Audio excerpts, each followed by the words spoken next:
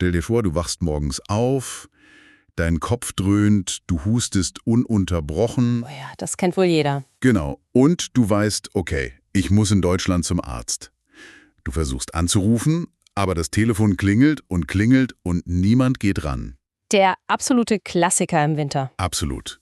Also herzlich willkommen zu unserer heutigen, sehr ausführlichen Sprachanalyse. Wir tauchen heute nämlich tief in genau solche Alltagssituationen ein. Dieses Format ist speziell für dich gemacht, besonders wenn du dein Deutsch auf dem Niveau A2 oder B1 festigen möchtest. Wir sprechen klar, nicht zu schnell und schauen uns an, wie die deutsche Sprache im echten Leben wirklich funktioniert. Und das Ding ist, wir beschränken uns dabei nicht nur auf bloße Vokabellisten. Wir wollen verstehen, warum Deutsche in bestimmten Situationen genau so sprechen, wie sie es tun. Richtig. Wie ist die Grammatik mit der Kultur und dem Alltag verwoben? Als Grundlage für diesen Deep Dive dient uns heute das Transkript eines Videos vom YouTube-Kanal Learn German with Langura. Ah, okay. Darin führen zwei Charaktere, nämlich Henry und Melissa, ein langes, extrem lehrreiches Gespräch. Und wir werfen dich heute quasi direkt ins kalte Wasser. Denn einer der beiden Charaktere, Henry, liegt buchstäblich flach. Er ist seit einer ganzen Woche krank und wird einfach nicht gesund. Oh je! Ja, das zwingt ihn dann zu einem Besuch beim Hausarzt. Bevor wir aber über seinen Besuch sprechen, lass uns kurz diesen Begriff klären. Ist ein Hausarzt einfach ein Arzt, der Hausbesuche macht? Naja, das wäre natürlich eine sehr logische Vermutung. Aber in Deutschland ist der Hausarzt im Grunde der Allgemeinmediziner. Ah, verstehe. Er ist dein primärer Ansprechpartner für fast alle gesundheitlichen Probleme. Das ist auch eine wichtige kulturelle Besonderheit. Bevor du zu einem Spezialisten gehst, Also zu einem Facharzt? genau, zum Facharzt. Bevor du dahin gehst, gehst du in der Regel zuerst zu deinem Hausarzt. Er ist sozusagen der Torwächter des Gesundheitssystems. Ein Torwächter, den Henry am vergangenen Donnerstag echt verzweifelt versucht hat zu erreichen. Henry wollte anrufen, um einen Termin zu vereinbaren. Aber, wie ich am Anfang schon meinte, niemand ging ans Telefon. Also fasst Henry einen mutigen Entschluss und geht einfach ohne Termin vorbei. Und hier muss ich mal kurz einhaken. Deutschland ist doch weltweit bekannt für seine strengen Regeln, für Pünktlichkeit und eben Termine. Oh ja. Wie kann man da einfach ohne Termin zum Arzt gehen? Also, das liegt an der sogenannten offenen Sprechstunde. Krankheiten halten sich ja an keinen Terminkalender, weißt du. Das stimmt wohl. Wenn du akut krank bist, darf dich der Hausarzt nicht einfach abweisen. Aber die Konsequenz aus diesem einfach hingehen ist eben das, was Henry erlebt hat. Er musste ganze 2 Stunden im Wartezimmer sitzen. 2 Stunden. Das klingt nach einem echten Geduldstest. Als er dann endlich an der Reihe war, erklärte ihm die Sprechstundenhilfe, dass die Arztpraxis extrem voll mit Krankenpatienten sei. Was natürlich erklärt, warum vorher niemand ans Telefon gegangen ist. Genau, die waren einfach komplett überlastet. Aber lass uns mal ganz kurz auf das Wort Sprechstundenhilfe schauen. Das ist ja so ein, Ein klassisches deutsches Wortmonster. ja, wahnsinnig lang. Ein wunderbares Beispiel für das deutsche Baukastensystem. Diese zusammengesetzten Substantive, also Komposita, die wirken auf den ersten Blick oft einschüchternd auf Lerner. Aber wenn wir sie wie Legosteine auseinandernehmen, sind sie extrem logisch. Wir haben das Verb sprechen, das Substantiv Stunde und das Wort Hilfe. Also die Hilfe während der Stunde, in der gesprochen wird? Ganz genau. Es ist die Person am Empfang, oft eine medizinische Fachangestellte, die den Ablauf in der Praxis organisiert. Wenn man lernt, diese Legosteine gedanklich zu trennen, wird das Vokabellernen auf dem A2 und B1-Niveau wirklich dramatisch einfacher. Absolut. Wenn man das System einmal verstanden hat, verliert man einfach die Angst vor langen Wörtern. Gut, Henry sitzt also seine Zeit ab und kommt dann endlich ins Behandlungszimmer. Der Arzt untersucht ihn sehr gründlich, er hat Henrys Lunge abgehört, die Ohren kontrolliert, den Hals angeschaut und die Körpertemperatur gemessen. Eine echte Komplettuntersuchung? Ja, und die Diagnose lautete schließlich Grippe. Aber da ist etwas in Henrys Satzbau, das irritiert mich total. Was denn? Er erzählt das alles und sagt, meine Lunge wurde abgehört oder meine Körpertemperatur wurde gemessen. Er sagt nicht, der Arzt hat meine Lunge abgehört. Das klingt für mich wahnsinnig distanziert, fast wie so ein formaler Polizeibericht. Warum nutzt er hier ständig das Passiv? Hier zeigt sich ein unglaublich spannendes Detail der deutschen Sprachkultur. Das Passiv wird im Deutschen vielfach häufiger und natürlicher verwendet als in vielen anderen Sprachen, besonders in so formellen oder medizinischen Kontexten. Echt? Ja, der Fokus verschiebt sich einfach. Es ist in diesem Moment völlig irrelevant, wer die Lunge abhört, es ist ja offensichtlich der Arzt. Im Vordergrund steht die Handlung, also der Prozess selbst. Das macht Sinn. Für Deutschlerner ist das ein mächtiges Werkzeug. Wenn du sagen willst, was passiert ist, ohne den Täter oder Handelnden in den Mittelpunkt zu stellen, nutzt du das Passiv mit dem Hilfsverb werden. Meine Temperatur wurde gemessen. Das klingt auf Deutsch sehr professionell. Er beschreibt quasi die Reparaturarbeiten an seinem Körper. Genau. Und die Symptome waren auch nicht ohne. Henry hatte die ersten 3 Tage starkes Fieber und musste schlimm husten. Deshalb hat der Arzt ihm Medikamente verschrieben. Er bekam Halstabletten, Paracetamol gegen die Schmerzen und einen Hustensaft. Und dann bekommt er noch etwas, das in Deutschland fast so etwas wie ein heiliges Dokument ist. Er ist bis nächsten Mittwoch krankgeschrieben. Oh ja, die Krankschreibung ist in der Tat essentiell. Es handelt sich dabei um ein offizielles Dokument, die sogenannte Arbeitsunfähigkeitsbescheinigung. Noch so ein Legosteinwort. Absolut. In Deutschland reicht es oft nicht, dem Chef einfach eine E-Mail zu schreiben und zu sagen, ich bin krank. Man braucht einen ärztlichen Nachweis, dass man nicht arbeiten kann. Und in dieser Zeit ist man rechtlich abgesichert und bekommt weiterhin sein Gehalt. Das heißt, er muss zu Hause bleiben. Ja, dass Henry krankgeschrieben ist, bedeutet, er darf gar nicht arbeiten, selbst wenn er wollte. Er muss sich ausruhen. Das ist ein wirklich starker sozialer Schutz. So, lass uns mal kurz innehalten. Wir haben gerade eine Menge Details über Henrys Arztbesuch besprochen. Wenn du als Zuhörer bisher gut aufgepasst hast, hast du jetzt die Chance, dein Verstehen direkt zu überprüfen. Gute Idee. Weißt du es noch? Warum ist in der Arztpraxis eigentlich niemand ans Telefon gegangen, als Henry ursprünglich anrufen wollte? Denk mal kurz nach. Soll ich auflösen? Ja, sag uns die Antwort. Die Lösung ist recht logisch. Die Arztpraxis war komplett überfüllt mit Patienten. Es gab einfach zu viele akut kranke Menschen, sodass die Sprechstundenhilfe keine freie Sekunde hatte, um ans Telefon zu gehen. Exakt. Während Henry nun also mit seiner Grippe, seinen Halstabletten und seiner offiziellen Krankschreibung das Bett hüten muss, dreht sich die Welt draußen natürlich weiter. Das Leben steht nicht still. Zum Glück. Ja. Und das führt uns direkt zur anderen Seite dieses Dialogs, nämlich zu Milica und ihren Plänen. Henry muss nämlich wegen seiner Grippe ein großes Konzert am Sonntag absagen. Oh nein. Ja, ärgerlich. Aber Milica und die gemeinsamen Freunde gehen trotzdem hin. Das Konzert beginnt um 20 Uhr, aber der Einlass ist schon um 18 Uhr. Und weil so ein mehrstündiges Konzert, der viel Energie verbraucht, beweisen Milica und ihre Freunde hier echtes Organisationstalent. Ein Freund namens Max hatte die Idee, sich schon um 16 Uhr, also 4 Stunden vorher, im Park zu einem Picknick zu treffen. Das finde ich extrem clever. Milica erwähnt dann nämlich einen sehr praktischen Punkt. Auf einem Konzert ist es viel zu laut, um sich wirklich auszutauschen. Stimmt, da brüllt man sich ja nur an. Genau. Das Picknick vorher ist also die perfekte Gelegenheit, um gemeinsam zu essen, schon mal Musik zu hören und sich vor allem in Ruhe zu unterhalten.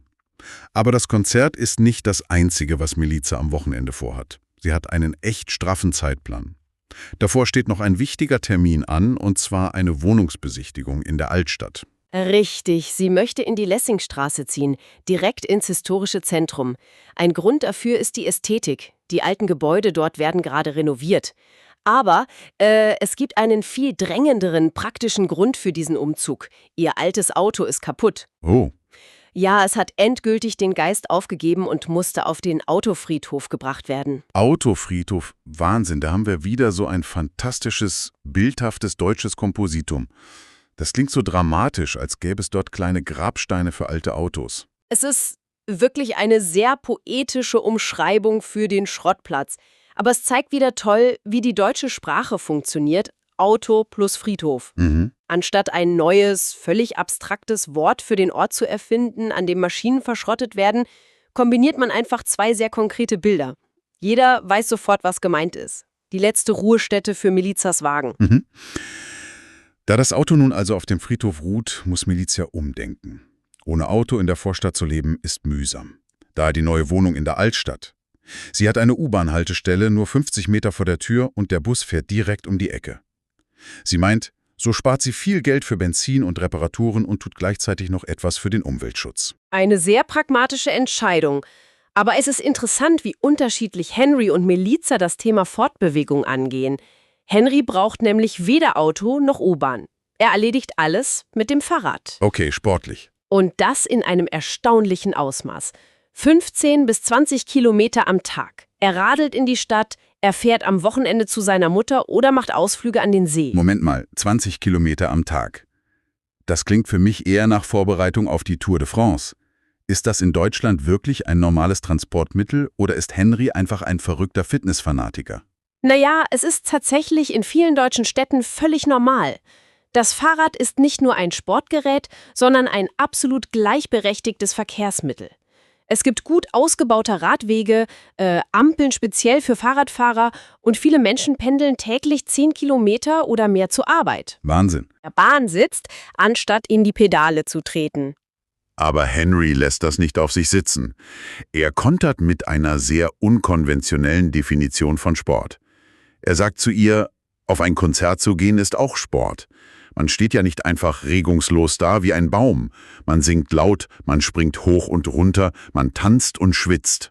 Stimmt eigentlich. Ja, er erinnert sie scherzhaft daran, dass nach dem letzten Konzert ihr T-Shirt komplett nass geschwitzt war. Eine echt lustige Argumentation, die aber einen wahren Kern hat. Henry versucht, den Begriff Sport weiterzufassen. Und Melissa muss ihm da letztendlich auch zustimmen. Aber lassen wir mal die Fahrräder und Konzerte beiseite. Es gibt nämlich einen Widerspruch in Melissas Verhalten, den Henry sehr scharfsinnig bemerkt. Oh, was denn? Melissa plant, in die Altstadt zu ziehen, also mitten ins Zentrum. Henry fragt sie völlig zu Recht, ob die Altstadt nicht eigentlich viel zu laut, zu eng und zu chaotisch zum Wohnen ist. Gerade für jemanden wie Melissa, die laut eigener Aussage die Natur und die Ruhe liebt. Das ist eine sehr berechtigte Frage. Sie schwärmt von Natur, will aber in die dicht bebaute Lessingstraße ziehen. Wie passt das zusammen? Es ist dieser klassische Kompromiss zwischen Wunsch und Wirklichkeit.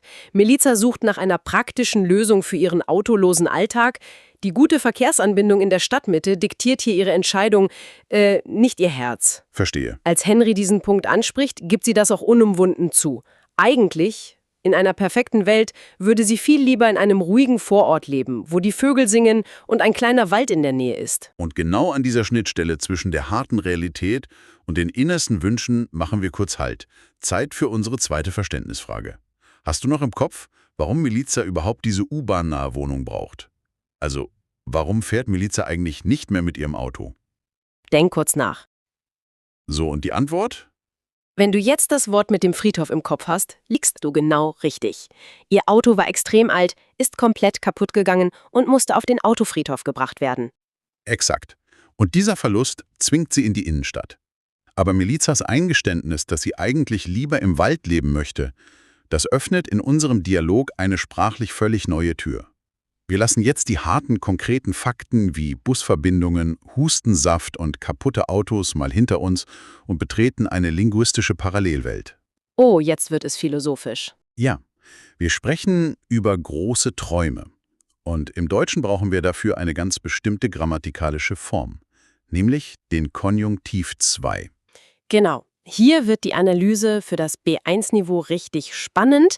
Der Konjunktiv 2 ist die Form der Nichtwirklichkeit, die Form der Höflichkeit, aber eben vor allem der Träume und Bedingungen.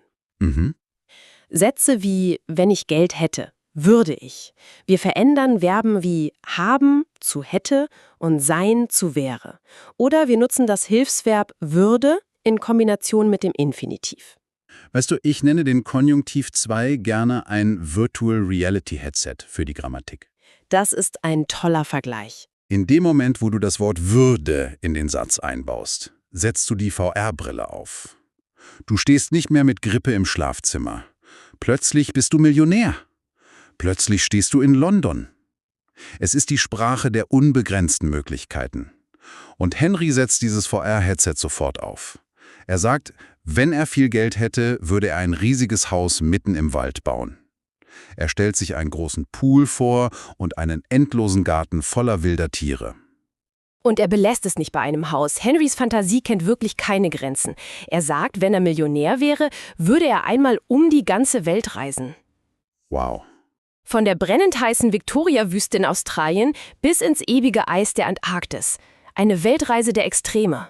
Bei dieser Antarktisreise muss ich aber noch mal auf eine Stelle im Text eingehen, die mich wirklich zum Lachen gebracht hat. Melissa grätscht da nämlich sehr pragmatisch rein. Sie sagt, Henry, wenn du monatelang von Australien bis in die Antarktis reist, würde dich deine Familie doch furchtbar vermissen. Guter Punkt. Und Henrys geniale Lösung, er sagt einfach, die könnten doch alle mitkommen. Ganz ehrlich, das klingt für mich nach einem absoluten Albtraum. Stell dir vor, du packst deine gesamte erweiterte Familie ein, um mit ihnen gemeinsam in der Antarktis im Eis zu frieren. Das ist doch kein Traum, das ist purer Stress. Da stimme ich dir absolut zu. Und Melissa sieht das in der Quelle ganz genauso. Sie lacht und merkt an, dass eine Reise mit so vielen Familienmitgliedern wahrscheinlich sehr schnell unharmonisch werden würde. Das kann man wohl sagen. Aber Henry wehrt ab und sagt, wir träumen doch nur ein bisschen, es muss ja nicht logisch sein. Aber schauen wir uns mal im Kontrast dazu Melissas Träume an. Henry hatte nämlich eine ganz bestimmte Vorstellung von ihr. Er sagt, ich dachte, du würdest lieber in einem Hochhaus mitten in der Stadt leben. Hoch über den Wolken, vielleicht in Frankfurt, London oder Madrid. Er schätzt sie wirklich komplett falsch ein. Melissa lehnt dieses urbane Jet-Set-Leben sofort ab. Sie erklärt, dass ihr das Stadtleben auf Dauer viel zu laut und zu stressig wäre. Sie braucht die Natur zum Abschalten. Setzen wir also ihre VR-Brille auf. Ihr wahrer Traum ist es, in die Berge zu ziehen. Sie würde ein gemütliches Haus mit riesigen Fenstern und einem warmen Kamin bauen. Schön. Und ihr ultimatives Bild von Glück ist es, im tiefsten Winter auf dem Sofa zu sitzen, in die Flammen zu schauen und einen heißen Kakao zu trinken. Das klingt nach absoluter innerer Ruhe. Ein wirklich sehr bescheidener, geerdeter Traum. Aber ganz am Ende, fast wie eine kleine Pointe, fügt sie dann doch noch einen extrem luxuriösen Wunsch hinzu. Aha. Falls sie nämlich wirklich den Lotto-Jackpot knacken würde, dann würde sie Henry in ihren eigenen Privatjet einladen. Sie würden mal eben kurz nach London fliegen, ein luxuriöses Abendessen direkt vor dem Buckingham Palace genießen, sündhaft teuren Champagner trinken und noch in derselben Nacht zurück nach Deutschland fliehen. Von Kakao in den Bergen zum Champagner am Buckingham Palace. Eine steile Karriere. Aber was ich als Lerner hier fantastisch finde, durch diesen verspielten Dialog merkt man gar nicht, dass man ständig komplexe Grammatik übt. Genau das ist es. Würde, bauen, würde reisen, hätte, wäre. Diese Formen fliegen nur so hin und her. Wenn man das oft genug hört, verliert der Konjunktiv 2 völlig seinen Schrecken. Das ist der riesige Vorteil an authentischen Dialogen. Du lernst die Struktur nicht stumpf aus Tabellen, sondern spürst, wie sie einer Unterhaltung Leben und Tiefe einhaucht. Henry und Melissa kennen sich offensichtlich sehr gut, was diesen tiefen, aber lockeren Austausch über Lebensentwürfe überhaupt erst möglich macht. Aber irgendwann muss man das Virtual Reality Headset leider wieder abnehmen. Irgendwann meldet sich der Alltag zurück. Henry seufzt und sagt in der Quelle sinngemäß, kommen wir mal in die Realität zurück. Und das tun wir jetzt auch. Wir verlassen die Millionärsträume und schauen uns an, was wirklich passiert. Und ironischerweise bringt die Realität hier eine unglaublich tolle Überraschung mit sich. Die Landung in der Realität ist für Henry anfangs bitter. Er ärgert sich enorm, dass er mit seiner Grippe im Bett liegt und dieses besagte Sonntagskonzert mit dem Picknick verpasst. Er fühlt sich total isoliert. Aber Melissa hat eine Nachricht, die seine Stimmung schlagartig hebt. Sie merkt nämlich, dass Henry völlig hinter dem Mond lebt, seit er krank ist. Er hat überhaupt nichts mitbekommen. Sie fragt ihn ganz erstaunt, ob er denn die vielen bunten Plakate und Flyer in der ganzen Stadt nicht gesehen hat. Henry hat keine Ahnung, wovon sie spricht. Und dann verrät sie ihm das große Geheimnis. Die weltbekannte Rockband Coldplay kommt nach Frankfurt. Ein echtes Highlight. Und zwar in exakt 3 Monaten, mitten im Sommer. Henry ist völlig aus dem Häuschen. Da rutscht ihm direkt wieder der Konjunktiv 2 heraus. Er sagt, er würde alles geben, nur um Coldplay einmal live zu erleben. Und jetzt kommt das Beste. Er muss gar nicht alles geben. Ich war selbst total schockiert, als ich das im Transkript gelesen habe. Melissa hat sich nämlich online informiert und sagt, die Tickets kosten unfassbare 30 € pro Person. Wahnsinn. 30 € für Coldplay in der großen Festhalle Frankfurt, das ist entweder ein historisches Video oder der glücklichste Zufall des Jahrhunderts. In der echten Welt heutzutage wohl eher ein Wunder, ja. Aber für unsere Sprachanalyse ist die Botschaft entscheidend. Melissa fasst diese unerwartete Wendung wunderschön zusammen. Sie sagt zu Henry, der ja gerade eben noch von Privatjets und Weltreisen fabuliert hat, manchmal muss man kein Millionär sein, um seine Träume zu erfüllen. Das ist ein großartiger Schlusssatz. Henry, der ja ohnehin krankgeschrieben ist und nichts anderes zu tun hat, fackelt nicht lange. Er klappt seinen Laptop auf und beschließt, die Tickets sofort im Internet zu kaufen, bevor dieses unglaubliche Angebot ausverkauft ist oder die Preise steigen. Hier können wir auch noch einen wirklich wichtigen Tipp für das Sprachenlernen mitnehmen. Warum hat Henry von diesem Konzert nichts gewusst? Weil er krank im Bett lag und die Flyer und Plakate nicht lesen konnte. Aha. Im Umkehrschluss heißt das für jeden, der Deutsch lernt, gehe mit offenen Augen durch die Welt.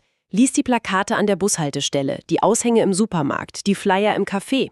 Diese beiläufige Konfrontation mit der Sprache im Alltag, genau wie das aufmerksame Zuhören hier bei uns, ist ein massiver Beschleuniger für deinen Wortschatz. Ein wunderbarer Rat. Sprache passiert überall, nicht nur im Lehrbuch. Bevor wir den Sack für heute zumachen, hier unsere dritte und letzte Verständnisfrage an dich. Mal sehen, ob du dir die harten Fakten aus der Realität gemerkt hast. Wann kommt die Band Coldplay nach Frankfurt und wie viel kosten die Tickets? Die Lösung ist echt verblüffend. Hast du's noch? Ich hoffe, du warst genauso überrascht wie Henry. Die Band kommt in 3 Monaten im Sommer und die Tickets kosten wirklich nur 30 €. Richtig. Und damit sind wir am Ende unseres heutigen Deep Dives ins Deutsche angekommen. Lass uns noch einmal ganz kurz den enormen Bogen spannen, den wir heute geschlagen haben. Du hast gelernt, wie man sich beim Hausarzt ausdrückt, vom passiven »meine Lunge wurde abgehört« bis hin zur Wichtigkeit der Krankschreibung. Du hast verstanden, warum ein Schrottplatz im Deutschen ein Autofriedhof ist und warum Deutsche selbst im Winter 20 Kilometer Fahrrad fahren. Und wir haben das grammatikalische Virtual Reality Headset, den Konjunktiv 2, ausgiebig getestet. Du hast gesehen, wie natürlich man mit würde, hätte und wäre über Weltreisen, Blockhütten und Champagner am Buckingham Palace plaudern kann. Wer diese Formel beherrscht, bringt eine unglaubliche Lebendigkeit in sein eigenes gesprochenes Deutsch. Es macht einfach riesigen Spaß, diese kleinen Geheimnisse der deutschen Sprache gemeinsam mit dir zu entschlüsseln. Aber wie ein guter Freund möchte ich dich heute nicht einfach in den Alltag entlassen, ohne dir noch eine kleine Hausaufgabe im Kopf mitzugeben. Oh, sehr gut. Ein kleines Gedankenspiel, das direkt auf unserem Grammatikteil aufbaut. Stell dir für einen kurzen Moment vor, du hast keine finanziellen Sorgen mehr. Dein Bankkonto ist unendlich voll. Wenn du dein Virtual Reality Headset jetzt aufsetzt und völlig frei auf Deutsch träumen könntest, was würdest du tun? Wo würdest du leben? Was hättest du gerne? Versuch doch mal nachher in einer ruhigen Minute deinen absolut verrücktesten Traum in 1-2 Sätzen mit dem Konjunktiv 2 für dich selbst zu formulieren.